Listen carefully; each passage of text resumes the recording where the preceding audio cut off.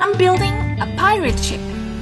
I said I was going to do it, so here I am doing it. This is really a video of me drawing, then cutting, then drawing some more, then cutting, then sawing, and then sanding. That pretty much describes what this video is and what I've been doing for more than a week. Just about the only thing that didn't get included in this video is me cleaning up sawdust, and it was no joke. Sawdust got into places I didn't even think it was possible. When other people on the internet said cover up everything because sawdust will get into everywhere, they weren't joking. I watched videos after videos of other people making sail ships and browsed the internet for more information on how these sail ships were made and how it works. But still, I'm not even close to figuring out how these ships really work fully. I figured I should just start and figure out everything else as I go. I'm going to be paralyzed with information, and I'm not going to be able to make anything. So the plan is to have no plan. I think somebody said that's a sure way to fail, but here goes. After all, this ship doesn't have to float. It just has to look good on the camera, and that is really it. I may not have a plan, but I do have a wish list. The goals, what the ship needs to become. I have a vague idea where I want this project to go. The only thing missing right now is the details, which I can fill in as I go. After browsing the internet, I decided my ship has to be a galleon. Most of pirate ships that we see on the movies are galleons. First-class sail ships are like modern-day aircraft carriers. They need like frigates to accompany them, so no, not that. We need something fast, light, stealthy. I want 4 decks, 2 decks below and 2 decks above. Of the 2 decks that are below, 1 will be below the sea level. I decided the ship's length has to be a little more than half a meter, or basically about 2 feet. Anything longer than that will make the ship too tall to fit inside my green screen. Anything smaller than that, it's going to be too small for me to work on the details. Of course, that means my dolls are not going to be able to fit in them. If I make a ship that's proportional to my doll's size, the ship will be like the size of my room, so that's absolutely no. What I'm going to have to do is basically take 2 shots, one with dolls and one just the ship as the background image, and then put them together to look like the dolls are on the ship. The steering wheel has to be located on the highest deck, so when the captain is steering, you can see the sea behind her, and from the opposite angle, you can see the entire deck and head of the ship. We all saw that angle in countless movies. It's one of those overused Hollywood movie shots we see all the time. The captain at the center of the screen, steering like his life depends on it, waves and waves of seawater splashing onto the ship, maybe even literally sailing into the storm. You know what I mean. The whole point of making this ship is to get those camera angles. And if the steering wheel is located under a roof, like in HMS Victory, you kind of lose that shot. I mean, it makes sense to put the steering wheel inside the room, tucked away under a roof, so you don't have to fight the element as well. But no, that makes for a boring camera shot. It's like the whole point of a sail ship is to depict the struggles of a mere human against the Mother Nature. You kind of want the captain at the highest peak, suffering against the wind and water. Or am I just being too cruel? The sail ship will have 3 masts, but also a driver sail on the back. I want that to be as low as possible, so I can have a sail showing up behind the captain. Otherwise, it's not going to look like a sail ship. Sail must be visible, which also means I'm going to install these sails quite low. The sails must get inside the camera. I don't care if it's too low that someone could bump their heads on it. It's not a real ship. Another requirement is that it needs to be assemblable. I need to be able to take this ship apart so I can stick my camera inside, especially below the decks. I can't put my camera inside if the upper decks are secured. I also need the side walls to come off so I can get the side shots, especially when the cannons are going to be fired. But when everything is assembled, it has to look like a full ship. So when I need the shot of the whole ship, I have the whole ship. So yeah, now you see why I don't have a plan yet. In addition, I want certain things to be swappable, like the sails, the figurehead, maybe even the side walls. So I'm going to make one ship, but I can swap it with different parts to turn it into another ship. I don't know how these things will all hold together without completely breaking apart, or how small some of these parts need to become. I'm trying to figure out how small the dead eyes need to be, how I'm going to make those smaller parts. I don't know everything yet, but I'm hoping everything will become obvious when I get to that point. So here are the keel and the ribs, or I think that's what they are called. At this point, I don't know if these will actually work or not. Before I transfer these patterns onto a real wood, I wanted to make a prototype using a cardboard. I knew it wasn't going to hold because cardboards are too flimsy, but it couldn't even stand on its own. It collapsed on its own weight. But at least I got to try it. I know for certain cardboard isn't going to work now. We need a stronger material. Natural wood tends to warp and bend when they get wet. I don't want my ribs to bend. I need this to be very strong. It's like the whole ship is literally standing on top of these structures. If they bend or warp or get broken, there is no ship. So I decided to use a 1/4 inch hardboard. They tend to stay in shape, so that's what I chose as my material. After figuring out that cardboard is absolutely not a good material for shipbuilding, not even for props. 1/4 inch hardboard is for the keel and ribs only though. I'm going to use thinner materials for other parts, but maybe not the cardboard. They disappointed me very much after this exercise. You can kind of use your imagination and see how this ship might look like at the end. The left side of the screen is the tail end. The right side of the screen is the head. The tail end will have 2 decks. The head will have a half-raised deck. If you don't see a ship, that's fine. I don't really know how this will all fit in together either. Just figuring things as I go. Now, onto the hardboard. It's the real thing now.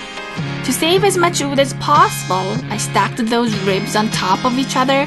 I'm going to hollow out these ribs at the end so I can create rooms below the decks, in between these ribs. So anyway, from here on, it's literally me cutting and sanding. I'm sure if I had more power tools, it might have been faster, but I don't want to go and buy more tools, especially when I don't even know when else I would ever work with wood ever again. So it was kind of mundane, repetitive task of sawing and sanding for the next several days. And while doing that, I got lost in my own thoughts, because that's what happens. What else would I be able to do while I'm cutting and sanding? Last time I worked with wood was like a birdhouse that I made Who knows how long ago, and I had access to lots of power tools. Although, the teacher was literally breathing down on everyone's neck to make sure no one was going to lose their fingers on his watch. But anyway, here I am, working with wood again, but with limited tools. A little more than a few years ago, I met someone. You know, a random guy. I no longer even remember his name or his face, but I somehow still remember the conversation. He asked me, "Are ideas important?" He was expecting me to say, "Yes, of course. Ideas run the world." But I said no. Don't we already have lots of ideas? Are we seriously living in a world where we lack ideas? No. Well, then what's more important? He asked. I said, execution. After all, isn't this the age-old debate about the ideas versus the execution?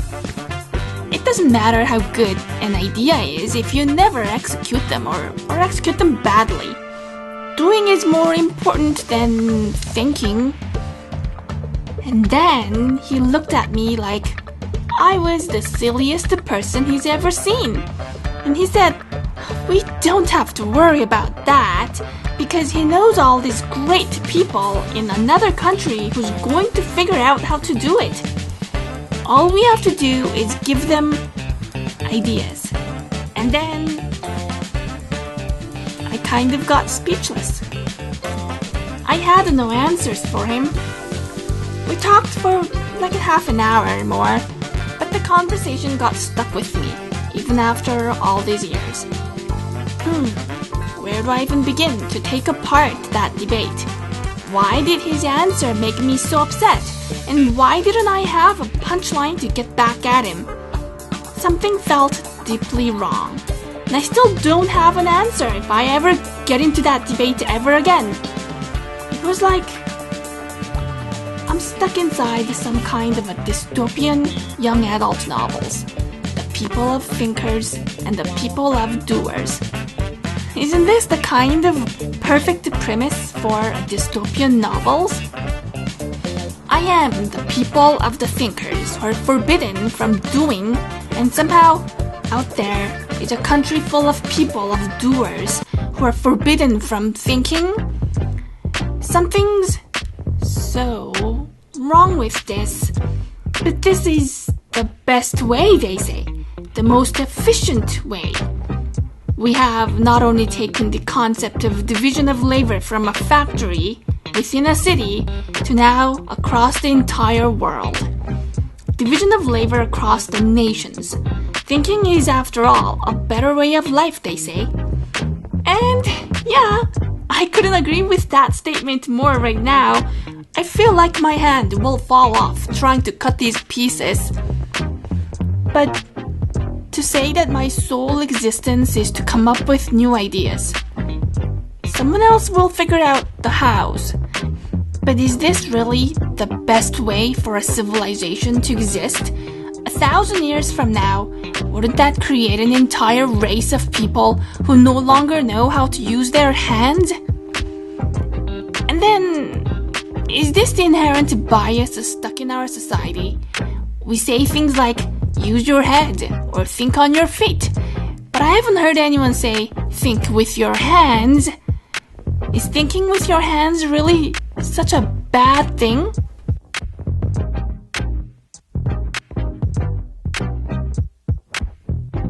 But probably, I'm doing this in most inefficient way possible. I could have bought an existing model, which are already measured and cut and packaged perfectly, so I can assemble without so much effort.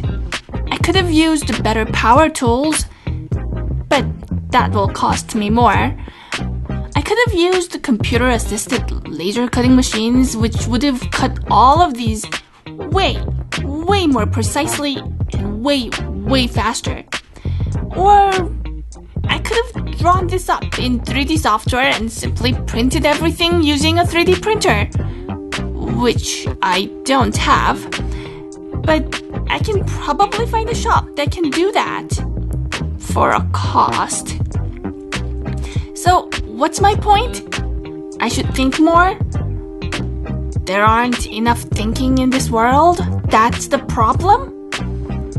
But all these other options will cost me more. So I'm choosing this less than optimal solution. I've never built a ship before. I've never used a laser cutting machines before. I never used a 3D printer. How do I know for certain if those other options are even better than this option? After all, prototyping is a prototyping. Literally, it is the process of thinking while doing. Maybe we're not doing enough of that in this world. Prototyping. Maybe my answer should have been, it's not about more ideas or more doing, but not enough experimentation in this world.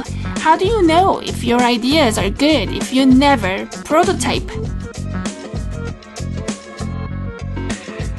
I don't think this is the last time I'll be thinking about that question.